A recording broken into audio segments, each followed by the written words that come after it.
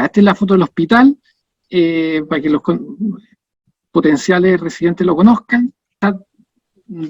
No todos sabían, pero los Soteros del Río se somete a evaluación anualmente a través de un ranking de la revista América Economía, y podemos decir que nos ha ido muy bien. Esto es un ranking global de todo el hospital, no es de psiquiatría, pero estábamos ubicados como uno de los mejores hospitales de Latinoamérica, lo cual es un orgullo para todos. Así que es bueno saber eso. Y la idea es contarles muy rápidamente de qué lo estamos haciendo, que es un tratamiento para pacientes con trastorno límite de personalidad, que se llama terapia conductual dialéctica, que fue desarrollada el año 90, en principio de los 90, que es cuando se comienzan las terapias basadas en la evidencia para el trastorno límite de personalidad, y esta, digamos, es una de las primeras, y que llega a Chile más tardíamente. Llegan por primera vez al Hospital del Salvador, en Providencia, cerca como de comienzo del año 2000, y consiste, en palabras muy simples, en 4 instancias terapéuticas, que son 3 para el paciente y 1 para los terapeutas, que son el grupo de entrenamiento en habilidades, que son un taller semanal de 2 horas de duración, donde se enseñan habilidades a los pacientes, habilidades de regulación emocional, para tolerar crisis, de efectividad interpersonal y de mindfulness o conciencia plena, y además la psicoterapia individual, un coaching telefónico para situaciones en las cuales el paciente tenga dificultades para usar las habilidades aprendidas en los talleres, y una reunión de consultoría que es para los terapeutas. Y durante todo este tiempo, durante el tratamiento que dura 1 año, se pasa 2 veces por todas las habilidades, son 2 ciclos de 6 meses. En eso consiste la terapia, muy en simple, ¿ya? ¿Cómo pasó? Aquí está, ya. Y resulta que, bueno, el hospital nosotros, cuando yo llegué al año 2013 y a la unidad de hospitalización, y ahí lo que veíamos que teníamos una prevalencia de pacientes con trastornos de límite de personalidad que bastante elevada, era por lo menos 1/3 de los pacientes, casi la misma proporción de pacientes con esquizofrenia. Y la verdad es que la población asignada que tenemos es una población grande, estamos hablando de casi 800.000 habitantes, que nos corresponde a la corta estadía. Y en el fondo por la misma población tengo una prevalencia, también una masa de pacientes muy alta, y se observa eso en la hospitalización. Entonces, de hecho, estábamos más o menos en línea con las cifras en otras partes del mundo, que van desde 5% hasta incluso 60% de pacientes con trastorno límite de personalidad en las hospitalizaciones. Entonces, vimos la necesidad de hacer alguna intervención un poco más específica, o sea, no solamente el cuidado general que se le da al paciente en hospitalización, sino también algo específico para el trastorno límite de personalidad. Y así fue como comenzamos un camino de implementación de esta terapia, de la terapia conductual dialéctica, que partió el año 2016. El año 2016 hicimos el entrenamiento de Behavioral Tech, que es como una institución entrenadora a nivel internacional. Lo hicimos 3 psiquiatras del hospital, que en el fondo solamente quedo yo, pero en ese momento fue el doctor Álvaro Geria y el doctor Luigi Acatino, y decidimos empezar implementándolo a nivel de hospitalización, porque en el fondo Álvaro Geria está en la otra unidad de hospitalización, yo estoy en la una que está al lado, y así de a poco fuimos comenzando, formando al equipo, que ha sido clave. Partió con el 2016 con nosotros 3, después el 2016 se formó más gente del hospital, pero un entrenamiento más breve, de 4 días. En ese momento estaba el doctor Alejandro Molina, era uno de nuestros residentes. Tú estuviste, Alejandro, creo, en ese entrenamiento que hizo desde Chile, y se nos formaron enfermeros, psicólogos, trabajadores sociales, todo el equipo que trabaja en las cortas estadías. Y así fuimos avanzando. Después vimos que era necesario que entrenar también a los equipos de técnicos en enfermería y auxiliares, que son los que tienen el trato directo con pacientes, los que muchas veces observan, son los primeros en enfrentar las crisis incluso, así que vimos la necesidad de formarlos, y ahí el mismo equipo de DDT del hospital hizo una capacitación, eso ya el año 2018. Y el año 2019 ya viendo que esto seguía avanzando y veíamos la necesidad, veíamos que las intervenciones eran bien recibidas, ampliamos la capacitación y organizamos un entrenamiento, el mismo que habíamos hecho 3 psiquiatras el año 2016, ese mismo entrenamiento de Behavioral Tech lo organizamos y lo hicimos en el hospital. El hospital fue anfitrión de un entrenamiento, de hecho vinieron gente de otras partes, en el fondo el hospital hacía de anfitrión, y ahí tuvimos la oportunidad de que se formaran 20 profesionales, algunos ya no están, pero porque eso fue ya hace 2 años, pero se formaron 20 con el entrenamiento oficial, el entrenamiento de Behavioral Tech.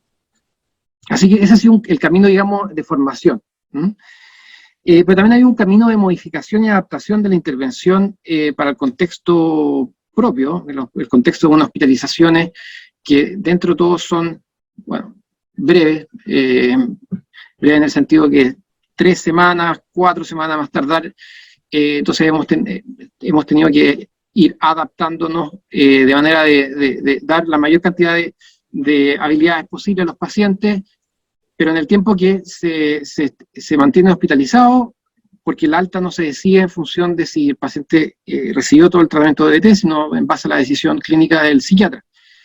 Y nosotros nos basamos en el manual de Linehan, que tiene son como cerca de 17 habilidades, 17 habilidades en la modalidad para intrahospitalario que propone Linehan, pero nosotros la fuimos modificando. Partimos primero con 15, pensando que con 15 es una reducción suficiente, y la verdad es que esas 15 habilidades las teníamos que pasar en 5 semanas, y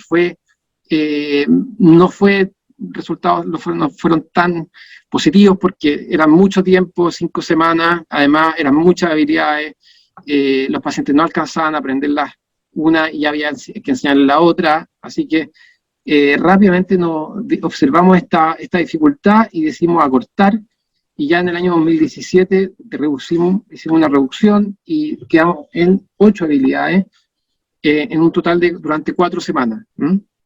Enseñamos 2 habilidades a la semana, y aún así empezamos a observar que habían algunas dificultades. Teníamos dificultades con una habilidad que se llama la habilidad de acción opuesta, y también teníamos la dificultad que los pacientes se hospitalizaban 4 semanas máximo, por lo tanto, la primera semana habitualmente el paciente no está en condiciones de entrar a un taller, entonces no alcanzaba a pasar por todo el ciclo. Así que volvimos a ir a recortar, adaptar, y bajamos a 7 habilidades porque quitamos esa que estaba siendo difícil para los pacientes, que era la acción opuesta, y quedamos en 3,5 semanas. Entonces, digan, partimos desde un manual que te dice, que te dice que tienes que pasar 17 habilidades en hospitalario, hasta nuestra adaptación que solamente entrega en ese momento 7. Pero seguimos modificando. El año 2019 mantuvimos 7, pero cambiamos unas habilidades, y después finalmente desde el 2021, que es como el estado actual, bajamos solamente a 6 habilidades por un tema de que sea más parsimoniosa como el ciclo, y dejando las principales para, en el fondo, dejar al paciente con la mayor cantidad de como habilidades posible para evitar una rehospitalización, y lo suficiente para que pueda vincularse con la intervención para seguir de forma ambulatoria. No tenía ningún sentido hacer este taller intrahospitalario si es que no seguíamos de forma ambulatoria. Y fue así como seguimos avanzando en el desarrollo bueno, tuvimos que hacer algunas adaptaciones, por ejemplo, la hoja de registro, hicimos una hoja propia, el calendario, por supuesto, seguía ajustando a las otras actividades de las unidades de hospitalización, pero lo que hicimos fue recuerdo que hubiera una actividad cada día. Entonces se enseñaban 2 habilidades en la semana, y al mismo tiempo esas mismas habilidades se entrenaban otro día. Y como les decía, lo que vimos es que había que hacer una continuidad con el ambulatorio. Entonces se inició este programa de DBT de 6 meses en el ambulatorio, que es como el estándar, con la posibilidad de repetir el ciclo. Pero aún así nos dimos cuenta de que teníamos una dificultad, que los pacientes para poder iniciar este programa ambulatorio de 6 meses, podían incluso pasar en espera 2 meses entre que agendar la hora con el psiquiatra, entre que, más que nada, el psiquiatra tenía hora pronto, pero tenía que ser visto por el psicólogo. Había una condición de que el paciente no podía estar con crisis suicida o con riesgo suicida mientras estuviera en este taller, entonces se dilató. Y por lo tanto, este espacio era muy prolongado y que es justamente el periodo más difícil o más crítico o con mayor riesgo suicida a los pacientes que son dados de alta, ¿no? Eso la literatura ya lo sabe bien. Así que decidimos incorporar un tercer taller, ¿no? que sería un puente entre la hospitalización y el taller estándar. Y un taller de 3 meses, mucho más acotado, que serían 12 semanas, ¿no? Que sería en el fondo un escalón previo al tratamiento estándar, ¿no? Y que se centraría principalmente en habilidades para el manejo todavía más de crisis. Y así fue como avanzamos, y bueno, este es el detalle de las habilidades, no viene al caso de verlo ahora. Y finalmente lo que llegamos hasta que el estado actual es que facilitado el tema de la pandemia, hicimos una modificación en de 3 meses para que los pacientes que vienen del ambulatorio puedan también venir al de 3 meses, ¿no? Porque como ven acá, los pacientes que vienen a de 3 meses vienen desde la hospitalización, ¿cierto? Y después se llegan al estándar. Lo que nosotros hicimos ahora es que también los pacientes del ambulatorio puedan ingresar al breve, ¿no? Incluso algunos podrían ingresar al breve participando de actividades del intrahospitalario a través de la plataforma Zoom, ¿no? Parece un poco como quizás enredado el mono, pero en palabras simples tenemos un programa que es complejo en el sentido o multimodular, y que se ajusta a la gravedad del paciente, ¿cierto? Y eso es un poco la visión que existe actualmente o que se trata de avanzar en el tratamiento de pacientes con trastorno de personalidad. No todos los pacientes requieren la misma intensidad de intervención. O sea, no todos los pacientes van a necesitar un tratamiento DBT de 1 año, en fondo con 4 componentes, por ejemplo.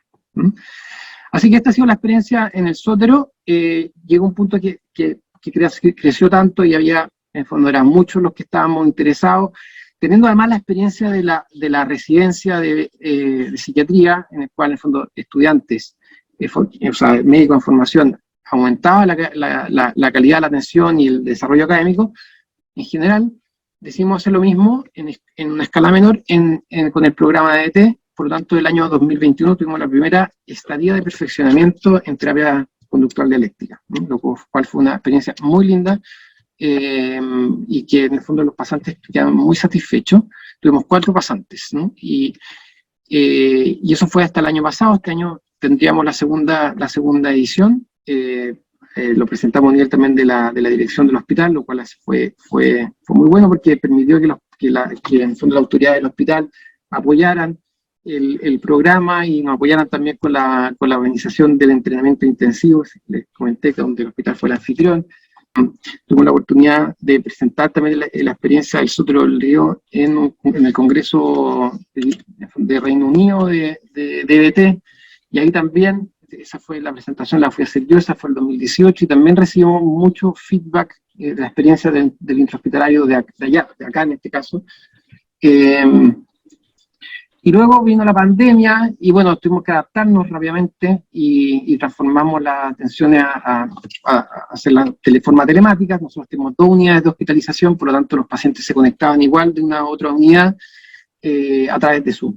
Incluso algunos terapeutas estaban en teletrabajo y participaban del taller. Incluso tuvimos la oportunidad de que nos supervisara el equipo el director de DBT Latinoamérica, que es Pablo Gagliesi, que está aquí se alcanza a ir en la foto, acá, Pablo, que ha sido súper generoso también durante el desarrollo de este programa. Y bueno, esto de la pandemia permitió a su vez que pacientes del ambulatorio pudieran asistir a estos talleres del intrahospitalario, ¿no? Lo cual yo creo que fue uno de los regalos que nos dejó en el fondo la telemedicina durante la pandemia.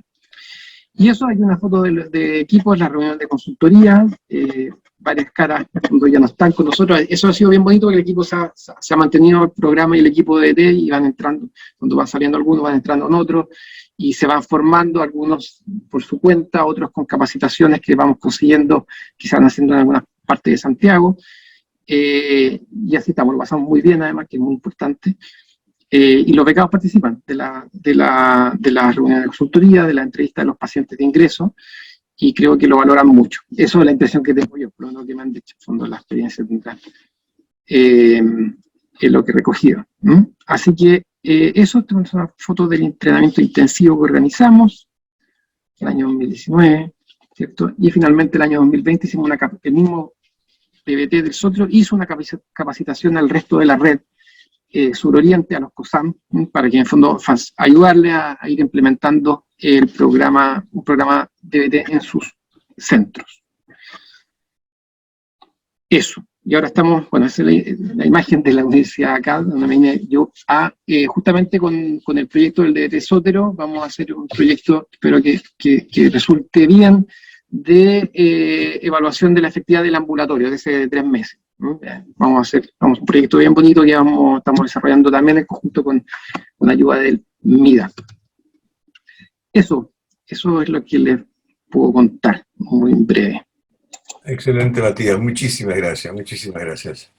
Muy bien.